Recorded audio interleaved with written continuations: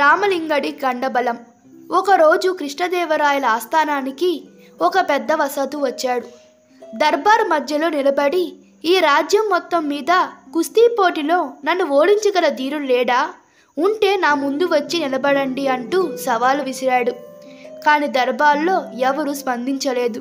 దాంతో ఆ వసతు, మీ రాజ్యంలో బలవంతులైన వాళ్ళు ఎవరైనా ఉంటే రండి, లేకపోతే మీరంతా అర్భకులని ఒప్పుకొని నా పేరు మీ శిలాశాసనం మీద చెక్కించండి అన్నాడు.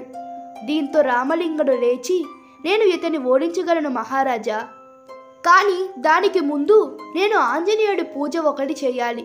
అందుకు నాకు 3 రోజులు సమయం కావాలి అన్నాడు. నాకు సమ్మతమే అన్నాడు వసతు. రామలింగుడు ఊరికి దూరంగా ఒక పాక వేసుకొని అందులో పూజ చేయడం మొదలుపెట్టాడు. ఒక కాపలా వ్యక్తితో పాటు 10 ఏళ్ల తన చిన్న కొడుకుని ఎవరికీ తెలియకుండా తన దగ్గరే ఉంచుకున్నాడు. ఊరు వాడ అంతా రామలింగుడి పూజ గురించే మాట్లాడుకుంటున్నారు.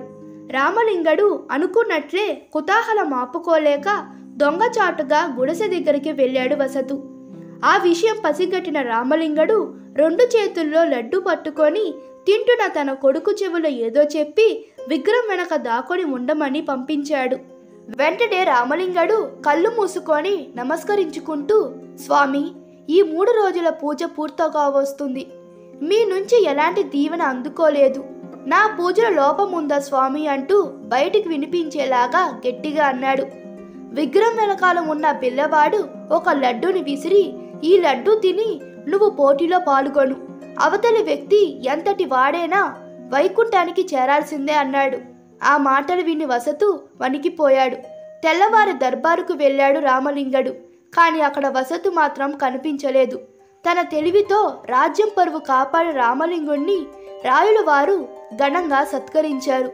ఈ కథ మీకు నచ్చినట్లయితే మీ అభిప్రాయాలు కామెంట్లో తెలపండి. Please like, share and subscribe to my channel. Thank you.